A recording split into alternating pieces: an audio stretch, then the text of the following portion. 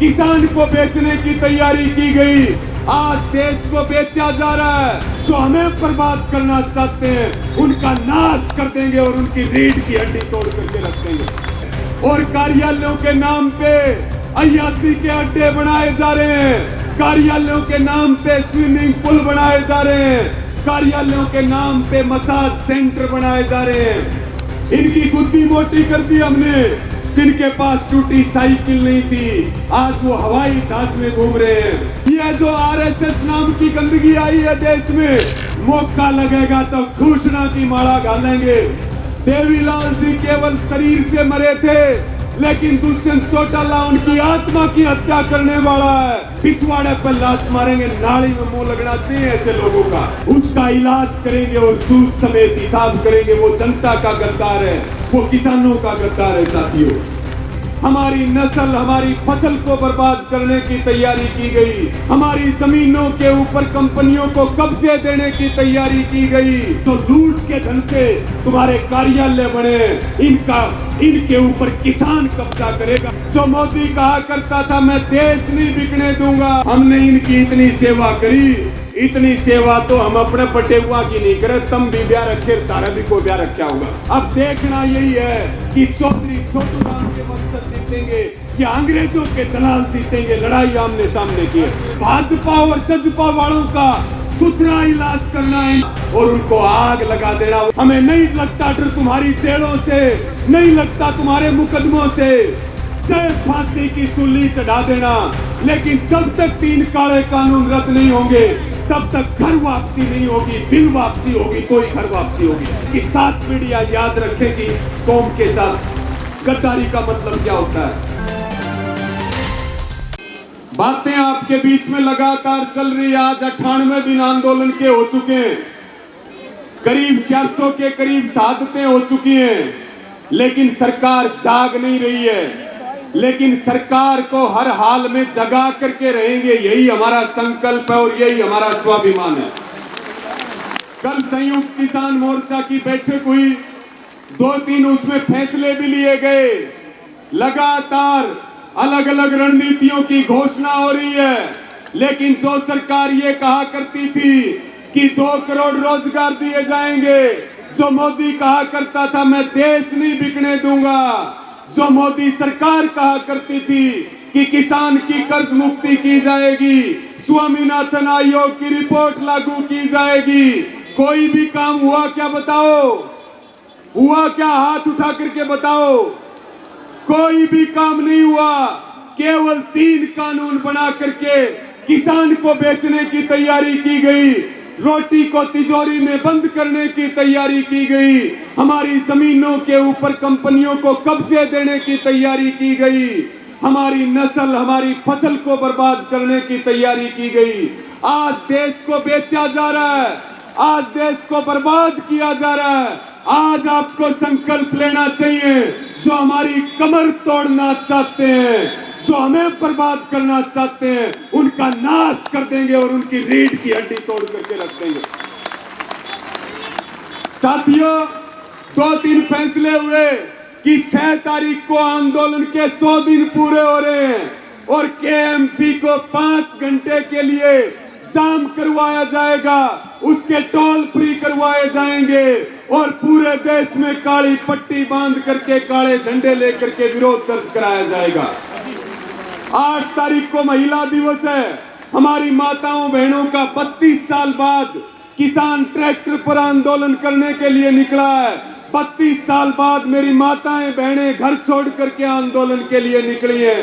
8 तारीख को इनका सम्मान भी है, महिला दिवस भी है और पूरे देश में महिला दिवस मनाया जाएगा।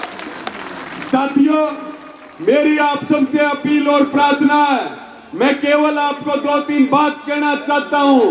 दुष्यंत चौटाला को आपने वोट दिए, 3 टांग की सरकार को 4थी टांग दुष्यंत चौटाला ने दी। जो आपने वोट दिया था, आज वो किसान की ताबूत में जेजेपी को दिया हुआ एक वोट हमारी ताबूत में आखिरी कील साबित हो रहा है।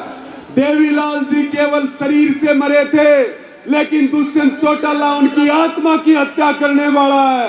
और जिसने चौधरी छोटू राम और चौधरी देवीलाल की आत्मा की हत्या की है, उसका इलाज करेंगे और सूद समेत हिसाब करेंगे। वो जनता का गद्दार है, वो किसानों का गद्दार है। साथियों, भाजपा ने एक बहुत बड़ा काम किया, देश में 600 कार्यालय तैयार करवाए।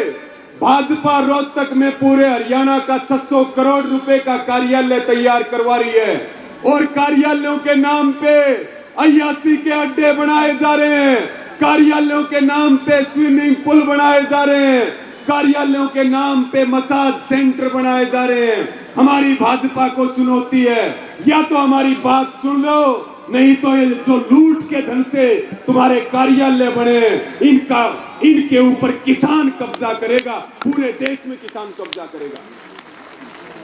साथियों, इसी के साथ में आज की इस महापंचायत में मेरी सबसे अपील और प्रार्थना है, हमें सबने लूटा है। जिन्होंने पहले राज किया उन्होंने भी लूटने का काम किया। जो आज राज कर रहे हैं ये हमें खत्म करने की तैयारी कर रहे। आज आप सारे इस बात का संकल्प ले लें, अपने जीवन में कभी किसी राजनीतिक व्यक्ति को माला नहीं पहराएंगे, कभी उसको लड्डू बर्फी नहीं खिलाएंगे। हमने इनकी इतनी सेवा करी, इतनी सेवा तो हम अपने बटेुआ की नहीं करे, तम भी ब्याह रखे, तारा भी को ब्याह रखा होगा। इनकी गुद्दी मोटी कर दी हमने। जिनके पास टूटी साइकिल नहीं थी, आज वो हवाई जहाज में घूम रहे हैं। मेरी आपसे अपील और प्रार्थना है, कभी भी इनको माला नहीं पहराएंगे। मौका लगेगा तो घोषणा की माला घालेंगे, पिछवाड़े पर लात मारेंगे, नाली में मुंह लगना चाहिए ऐसे लोगों का। और मेरी ये भी प्रार्थना है, अपने घरों से राजनीतिक पार्टियों के झंडे हटाएं, किसान का झंडा लगाएं, तिरंगे का झंडा लगाएं। यही हमारा स्वाभिमान है और हम इस स्वाभिमान के रख सकें। जवान भी हम हैं, किसान भी हम हैं।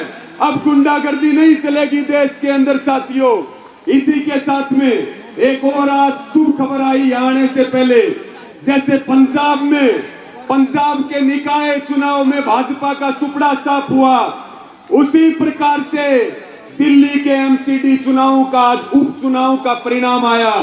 और खुशी की बात है, 5 जगह उपचुनाव हुए और भाजपा खाता भी नहीं खोल पाई, सुपड़ा साफ। ये जो आरएसएस नाम की गंदगी आई है देश में, ये वही लोग हैं जो अंग्रेजों की मुखबरी किया करते थे, अंग्रेजों की दलाली किया करते थे। अब देखना यही है कि चौधरी छोटू राम के वंशज जीतेंगे या अंग्रेजों के दलाल जीतेंगे। लड़ाई आमने सामने की है। मैं अपनी बात को पूरा करते हुए अंतिम बात आपके बीच में रखना चाहता हूं। साथियों, अभी हरियाणा के अंदर सरकार साजिश रच रही, जाट नॉन जाट का आंदोलन बनाना चाहती है। कभी पर्चे बांटने की तैयारी हो रही है, नाम दे रहे हैं तथ्य सत्य और आंदोलन। भाजपा लाखों की संख्या में पर्चे बंटवा रही, उनमें जहर भरा हुआ आंदोलन के प्रति, उनमें झूठ लिखी हुई है। जहां भी भाजपा के लोग गांव में पर्चे लेकर के आए, उनसे वो पर्चे ले लेना और उनको आग लगा देना, वो किसी भी कीमत पर बांट ना पाए। ये भी मेरी आपसे अपील और प्रार्थना।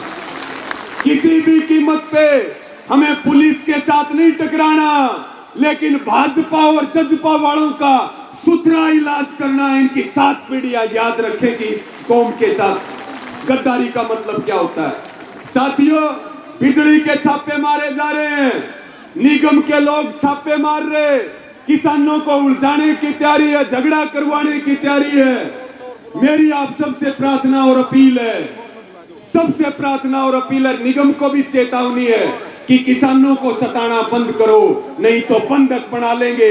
हमें नहीं लगता डर तुम्हारी जेलों से, नहीं लगता तुम्हारे मुकदमों से, चाहे फांसी की सूली चढ़ा देना, लेकिन जब तक 3 काले कानून रद्द नहीं होंगे तब तक घर वापसी नहीं होगी, बिल वापसी होगी तो ही घर वापसी होगी।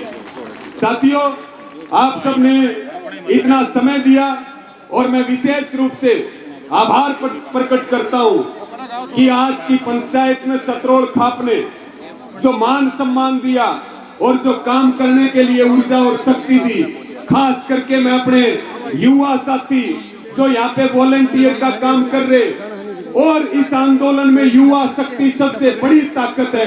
एक बार मेरे सारे युवा साथियों के लिए भी जोरदार तालियां सबका एक साथ बहुत बहुत अभिनंदन और स्वागत। और मेरे साथ नारे लगाएंगे। एक अंतिम बात आपको कह रहा, सरकार ने तो गोडी तो टेक दी है, अब तो नाक रगड़वाने की तैयारी कर लो। लीक भी कटवाएंगे, काले कानून रद्द करवाएंगे और एमएसपी का कानून लेकर के रहेंगे। साथियों मेरे साथ जोरदार नारा लगा दो।